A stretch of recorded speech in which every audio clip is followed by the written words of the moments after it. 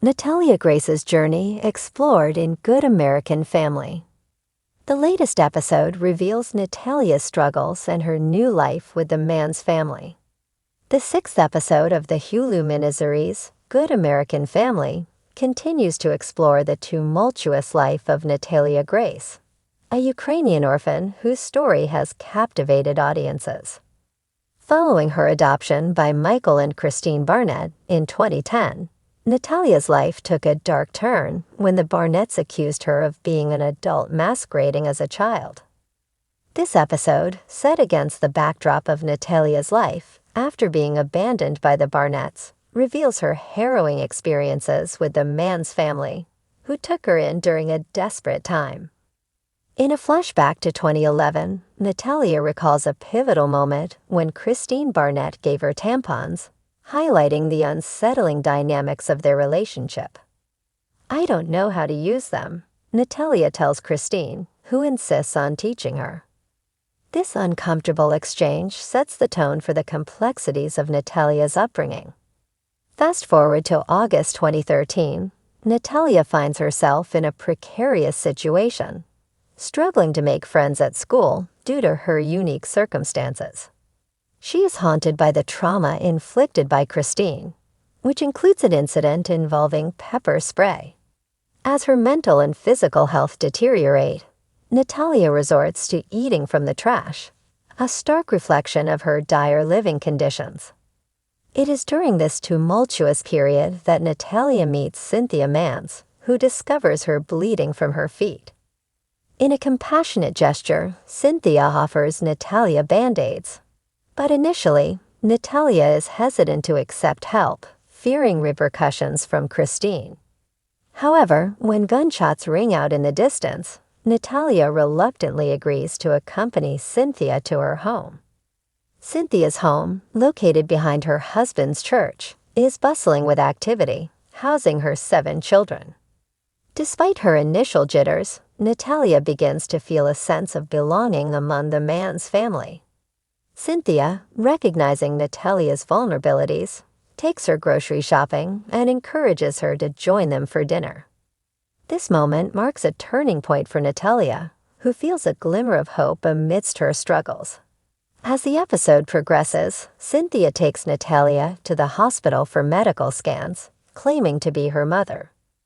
The doctor, however, grows suspicious of the situation and calls Detective Brandon when he realizes that Natalia's age may have been misrepresented.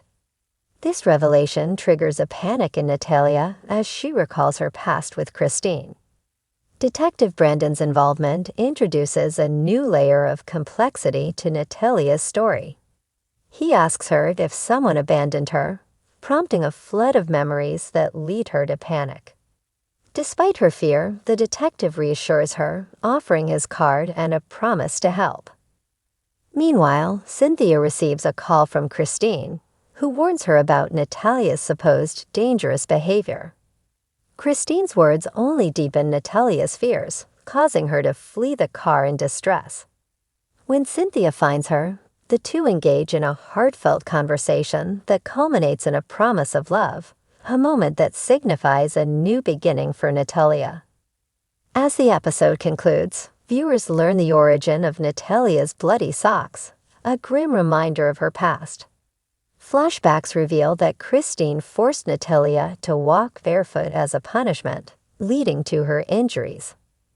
This disturbing revelation underscores the neglect and abuse Natalia endured. In the broader context of Natalia's life, the episode sheds light on her relationship with the man's family, who eventually adopted her in June 2023.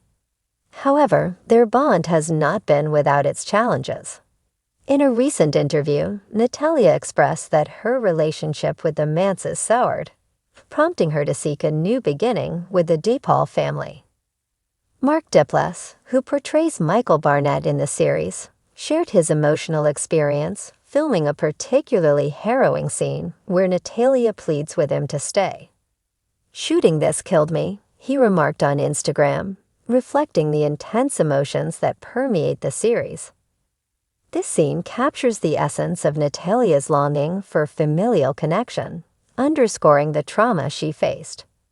As the narrative unfolds, it becomes evident that Natalia's journey is far from over. Now 21, she has expressed her desire for independence, working towards obtaining her GED and pursuing a career in photography. In her own words, learning everything that I have about how to live with my dwarfism, it's been a great experience. I love it. I mean, of course, I still miss my siblings and everything. But I love it. I feel free. This statement encapsulates her resilience and determination to forge her own path. The bright lights of the television studio shone down on Natalia Grace as she sat in a soft beige armchair, legs crossed carefully, her hands resting on the armrests. Behind her, a glowing neon sign read Good American Family, the hit docuseries that promised raw truths, real healing, and redemption stories that echoed across the nation. For years, Natalia's name had been the center of tabloid speculation, internet rabbit holes, and armchair sleuth theories. The girl adopted from Ukraine who sparked global headlines, was she a child in need, or, as some controversially claimed, a dangerous adult masquerading as one? That mystery fractured households and haunted headlines. But tonight, Natalia was ready to reclaim her own narrative. Host and producer Eliza Monroe, known for her graceful empathy and firm probing questions, leaned forward with a solemn nod.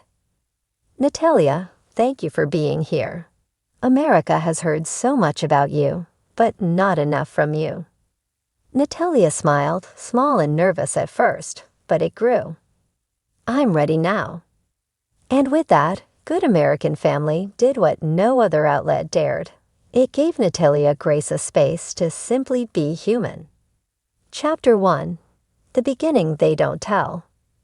Born in a Ukrainian orphanage, Natalia never knew a conventional beginning. She remembered worn blankets, tall metal beds, and the sting of being passed over. They'd walk past like we were shelves in a store, she recalled. You'd smile your biggest, hoping someone would say, "This one." Then came the Barnetts, a family from Indiana who offered the golden dream. A new home, American schools, birthday cakes. For a while, I believed I was safe, Natalia admitted, eyes glazing just slightly. But safety is fragile when the people who hold it for you don't believe you're who you say you are. Natalia didn't speak much in those early days about what the accusations felt like, the legal back and forth, the claims that she wasn't a child at all, but a 30-year-old woman with ill intentions. There were mornings I'd wake up and wonder if I had imagined being a kid, she said softly. Chapter 2. Not a monster, just a girl. The second episode of Good American Family peeled back the veil of suspicion. With access to psychological records, school reports, and testimony from former caretakers, the show challenged years of media misrepresentation. There were X-rays analyzed, growth charts compared, and heartfelt letters shown on screen. Natalia herself participated in art therapy segments, painting a forest of trees with golden leaves and a small figure always standing at the edge. "That's me," she said, pointing to the lonely figure. "I'm always close to belonging, but I never quite feel planted." The show's producers took a different approach, less about controversy, more about complexity. Viewers were introduced to her foster family, the Mann's family, who shared footage of Natalia baking, playing card games, and snuggling their dog, Max. "She's goofy," said Diane Mans with a laugh. "She once put googly eyes on all the oranges in the fruit bowl. We call her our spicy cupcake, sweet with a kick." Through the lens of daily life, doctor visits, school dances, the anxiety of college applications, viewers began to see Natalia not as an internet mystery, but as a multidimensional teenager with trauma, wit, and resilience. Chapter 3. The Trial Within. A major episode titled The Trial Within delved into Natalia's internal world. Through journal entries read by actress Millie Bobby Brown, who was an executive producer on the project, viewers heard Natalia's thoughts in her own voice. Everyone calls me a liar, so I lie to survive. I smile when I want to cry.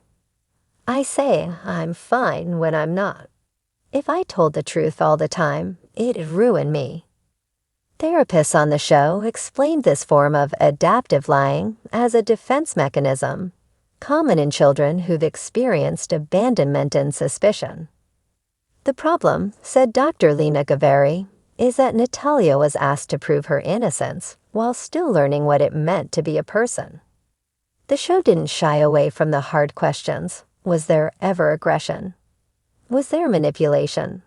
It tackled each question head-on, with caseworkers, lawyers, and child development experts unpacking every nuance. But the overarching message was clear. Natalia Grace had been placed in a system unequipped to handle her case with compassion and consistency. Chapter 4. A Home Finally. The finale, A Place to Land, brought tears to viewers' eyes across the country. It documented Natalia moving into her first apartment, a small plant-filled studio with fairy lights, a record player, and a wall covered in handwritten affirmations. I have a bed I chose, a rug I rolled out. These mugs are mine. That lamp, I thrifted it, she said with a laugh, her pride infectious.